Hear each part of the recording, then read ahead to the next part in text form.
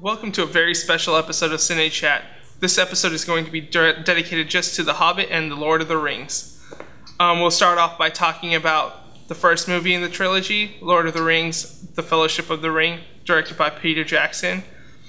The first movie is, in my opinion, an excellent movie. I adore it. The acting is great. Everyone seems to be on their A game.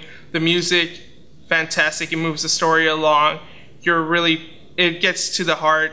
You feel the emotions of all the characters in the right moment. The action sequences are done superbly. Something, that I haven't seen a lot in, because the scale is huge.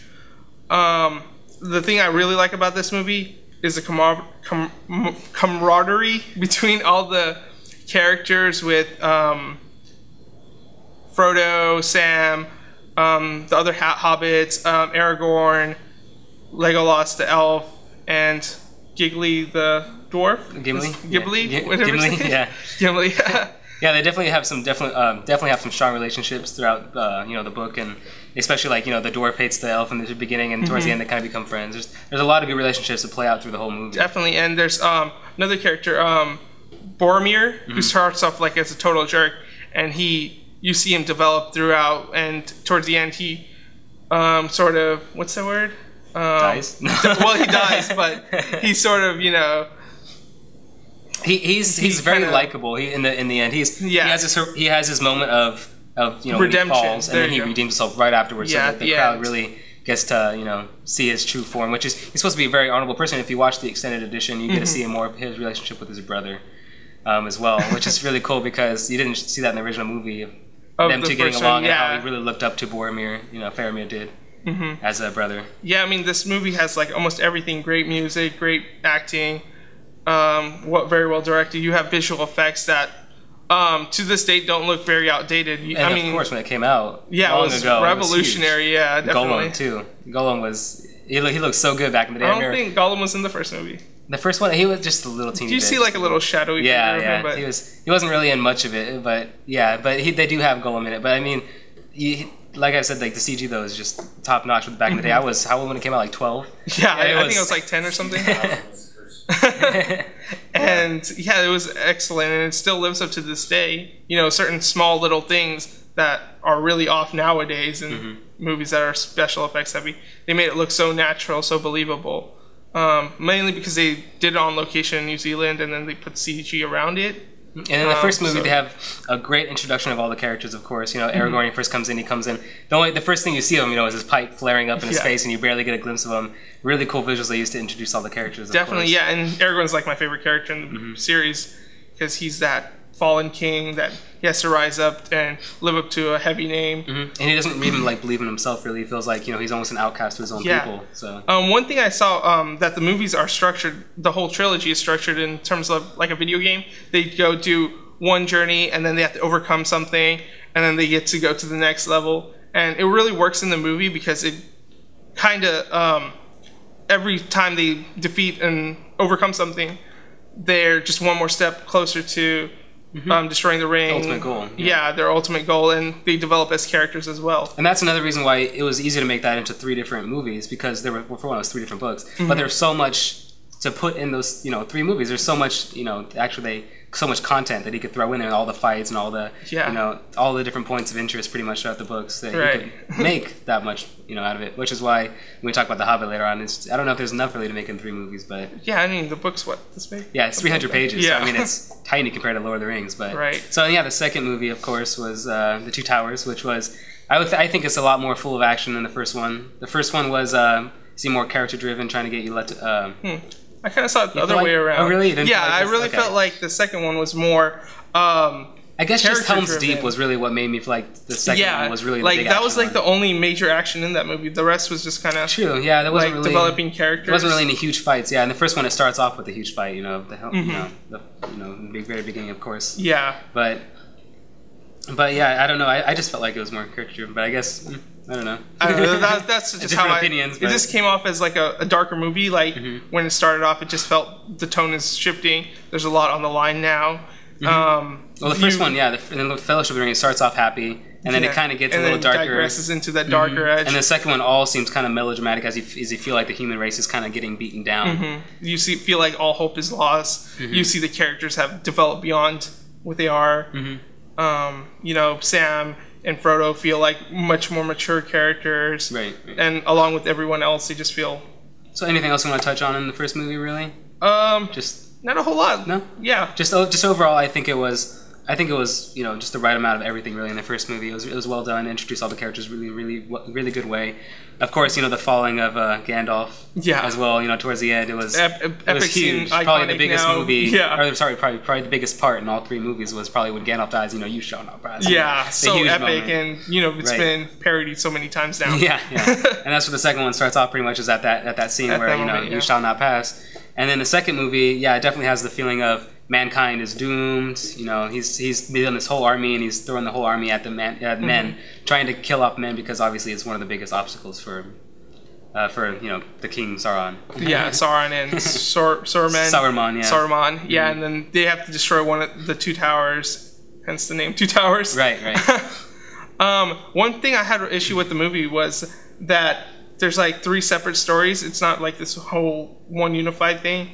And the story of the 2 hobbits, Pippin and Merry, it just kind of drags on. They just basically spend the movie talking to a tree.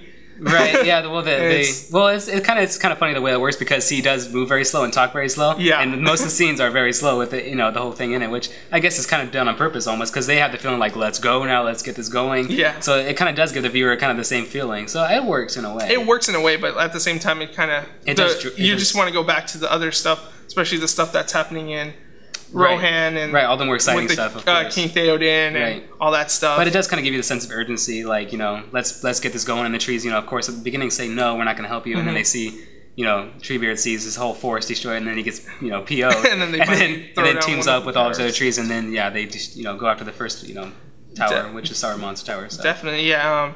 And then, like we were talking about, the battle at Helm's Deep, one of probably most iconic battles in movies. It's such a huge scale. It's never really been done, and it hasn't been done since then. Right. On that grand level. It's huge. Yeah, I don't even know how many people they had in that one. Well, of course, you know, the Return of the King has a huge battle too, but most of it's CGI, of course. Yeah, but the second one, there's so much, you know, action in it, and then they have those cool, you know, those funny points, of course, like Gimli, you know, toss me. You know, he never tossed the word. He's like, toss me. And so, yeah, Gimli, and then the Legolas. They're having their little competition. Counting how many bad guys they kill. Get the most kills, which is funny because they do that again in the you know Return of the King, but definitely has its funny parts, its good parts, its actiony parts, you know. And then when they break through the walls, and then you know Theoden gets stabbed with the spear and stuff like that, you feel like you know they actually are going to lose the fight for a little bit, maybe there for just for a little bit. And Theoden is such an interesting character because when he starts off, he's just like all hopeless and he's slug. He doesn't really care. He just says whatever happens. And you see him develop as a character and start caring for this war and see all the importance of man's survival. Right. He's in the beginning, he's sapped of all hope and he feels like mankind is just doomed. And then he begins to, you know, after Wormtongue is gone and everything like that, he begins to get his, you know, hope for mankind back and basically he believes in himself again, and then he fights along with his people. Especially when Gandalf goes in and like performs that exorcism on him. Pretty much, yeah. Because he's being controlled sort of by Saruman. Yeah, exactly. So that's when they have the fight between him and Saruman, and then he beats him off, and then he becomes again. He becomes himself again. Basically. Yeah, and then you see that this is a powerful character. He has that leadership skills, and you're like, this is something that's probably going to be passed down to Aragorn, and he uses it as a mentor kind of thing. He's almost like a role model for Aragorn, really. It's like what a king should be, as far as, you know, of course not at first, but you know, later on when he becomes the honorable man that he really is, then yeah, it really is, I think, a good role model for him. Yeah, and then, you know, it transitions after the towers get destroyed, we transition into the Return of the King. This movie has everything at stake, you know, it's the final conclusion. They have to it's all or nothing, basically. Right. They either have to win or they die trying. Right. It's really the brink of the the extinction of man is what it really is. Because Saruman is now kaput, but Sauron is trying to wipe out men completely because they're such a threat to him. And then he sends in like his whole group of orcs, and they're finally going to revolt. They have them attacking. It's like the last battle at Minas Tirith at the end there. Yeah, and that battle is so epic. Like the scale, the scope is so enormous. I don't think it's ever it never had been done like that before, and I don't think it's really been done since then. Really? I mean, yeah, because it was such a large scale, because they could use, CGI for a lot of the characters, but a lot of them most of them, of course, were real. But there was, 100,000 and versus 100,000 on both sides is pretty much what it was. Yeah, and it's just so many characters. And then even when they wipe out the orcs, then all of a sudden the men come on elephants after that, and then they fight. Like, oh my God! And after that they come on ships, and there's just people wave after wave after wave. Yeah, and you're just like, how are they going to survive? What's going to happen? And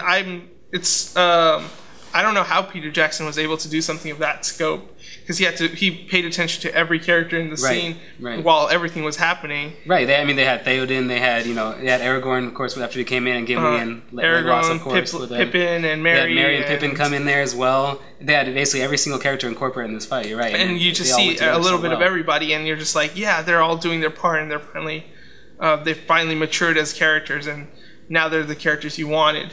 Right.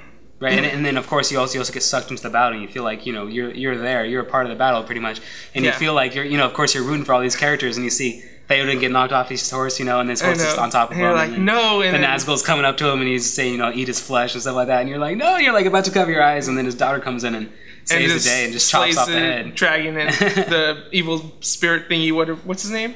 The Nazgul, yeah, Nazgul, the king, the Witch King, of course, is what they call him, the guy there. She just kicks lack of a better word, kicks everyone's ass, and you're just like, oh my God, you go girl, you're just cheering her on. Exactly, and it really goes to show too, especially with her and of course the hobbits, it just shows that your heart and the courage is really what's pushing this battle for them in their favor. Yeah, definitely. The whole story has been about every creature has their own special abilities. The goblins are.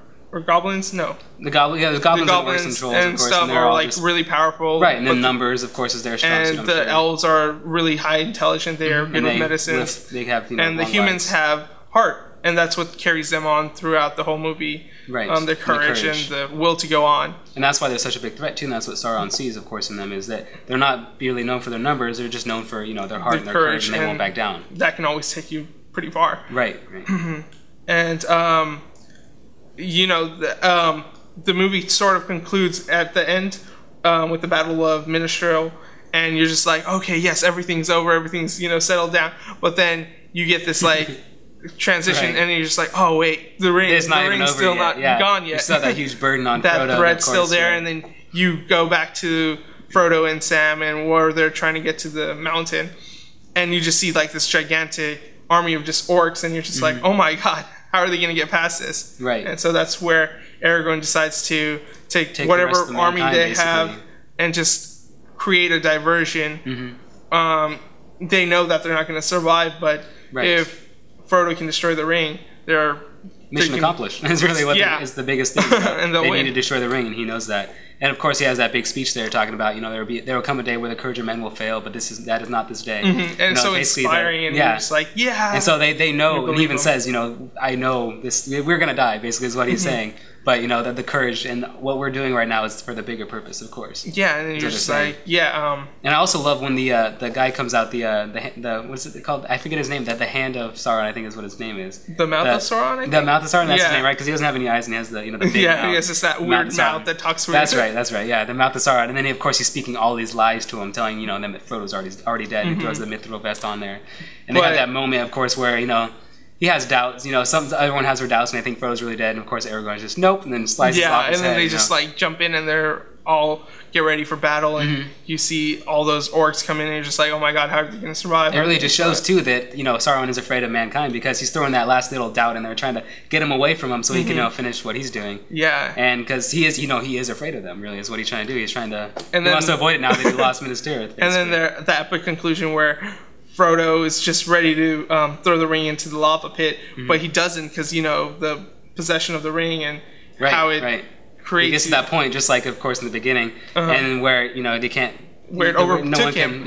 Where no one can throw the ring in the fire. They get to that point and they say no, and they put it on. Yeah, but luckily Frodo had someone like Sam to back him up. Where he kind of was the guardian angel, that was the good angel that was telling him all. He always comes to save him after Frodo keeps slapping him away all these different times. Although really it's the fact that Gollum, it's just kind of blind luck that Gollum was there and jumps on him and bites the ring off, and then you have that quarrel with him. Yeah, and then he just falls into the lava, and then and then of course Sam pulls him up. That last little pull. I know, and their friendship is commemorable. Yes.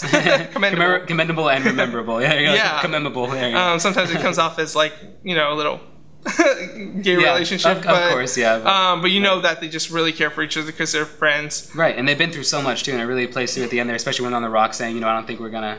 And finally, they're both kind of doubting it, saying, I don't think we're gonna make it back. We're not gonna get back. There's no journey back. We're done. But at the conclusion, and then you have this like really sad ending. Everybody goes back to their and it just seems all hometowns, mundane when they go back there. That was Bilbo's problem too, of course. In the Hobbit, and then after there and back again, which will be the third installment when he's done. After that comes back, you'll see Bilbo go back, and it'll probably be the same thing where it's so mundane he can't live with his life anymore. Yeah, it's just like you're going back, and after all that excitement, all the interesting characters you've met.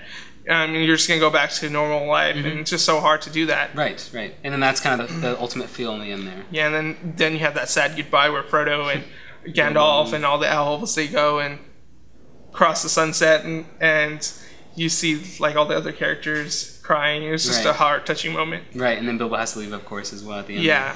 And then, which I guess brings us into The Hobbit, which is actually the prequel.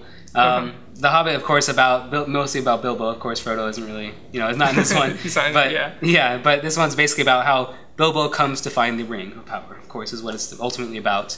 But it's basically the whole story is around the 12 Dwarves coming to Bilbo's house, and then Gandalf actually tricking Bilbo into letting them have like basically a party at his house, and then he kind of tricks him along the way, kind of coaxes him into coming along little by little. And then they're basically trying to take over the dwarves' hometown, which was, of course, taken over by the dragon Smaug. And it's good to know because like I haven't really read any of the Lord of the Rings or the Hobbit books, so it's great to have that backstory that you just told me. So and of course it's only 300 pages long, which would mean like 100 pages per movie, so to speak, was what people think. But actually, he goes back and talks about Gandalf's past and stuff like that, and the wizards. So he's incorporating a lot of backstory. Right, there's a lot of backstory in it, which will fill in all those empty spaces, of course, where there's not enough content to really have 3 movies, but he's throwing enough in there where it should be enough. I've heard some reviews already about it, how it's kind of slow and whatnot, but I've heard a lot of early reviews are kind of mixed. Of course, but people are calling it really long, and it's not as good as the. Well, some people were saying the same thing of Fellowship when it first came out too. They were saying it's too long because back 3.5 hours long for a movie, of course, was way too long to watch. Yeah. And that wasn't really popular back then, of course. It's a little more popular now. And I've heard like some complaints about the 48 frames a second thing that he's doing with it. Some people are saying that it's ruining the special effects because it stands out so much. Right, for special effects. And some other stuff. Well, the reason he did it mostly is because, for one, it makes the 3D look better. 48 frames per second, and there's less blur, so the 3D pops out a little bit more. It was filmed for 3D, so in that matter, it will look good in 3D. And it's not that fake, after product kind of thing. You're going to see where they do it afterwards and it doesn't look very good. It wasn't, however, filmed on an IMAX camera, so if you're seeing an IMAX, you're not going to get the full screen. Okay, so you're just going to get part of it? You're going to get the part, yeah, but I mean, it'll still be good to see because, huge screen, nice speaker system. Great sound. I like that myself. Great experience. And then, but the 48 frames per second thing, I hear for the action scenes, it's going to look pretty good, but for all the, like, the talking scenes and whatnot, all those kind of scenes, and the slower scenes, I hear it doesn't really quite fit. It seems like you're watching, like, British television, like a soap opera, so to speak, like on an HD TV is what I hear. But, I mean, I'm willing to see it. I definitely want to see it 48 frames per second. Yeah, definitely. I mean, I just recently got into The Lord of the Rings. I kind of missed it out when it first came out. So I watched it over the past month, and I'm totally in love with the series. It's entered my top 5 And if movies. you haven't seen the extended edition, now would definitely be the time to watch that before you see The Hobbit, because they do go into a lot of details of, a lot of people's backstories, and it shows how Aragorn is actually, he's not even human, and most people don't realize that he's actually a Dunedain Ranger, where, that's, he's part because elf. They call him Ranger, but he's half elf, half man. And that's, you learn that he's actually like, 65 years old, and you don't know that by watching the movie unless you watch the extended edition. Yeah, I only got to see the extended edition of The Return of the King. Right, and you don't even see how, like, Saruman and how Wormtongue and them die and stuff like that. You actually get to see that in the extended edition, so definitely worth watching if you haven't seen it. You can buy them pretty cheap off of Amazon, I think, right now too. It's only like $60 for the whole trilogy on Blu-ray. Yeah, pretty cheap, and you get so much content with it also. Right. Yeah, it's so much more that you get from it, of course. And definitely, we're gonna go watch The Hobbit this weekend. Of course, it looks really good. The 3D in it looks amazing. Or not the 3D, sorry, the 3D animation. So the actual special effects, they look amazing when I was watching the work behind them and everything, like the trolls and everything. It looks so good. It looks so well done. Yeah, definitely. The special effects are going to be top notch. And in 40 frames per second, I hope doesn't ruin it too much. I know, right? So we'll probably be talking about it next week. We'll definitely be reviewing Hobbit next week. We'll throw in a couple more movies that we weren't able to talk about because we had this special today, but definitely tune in next week then. See you guys.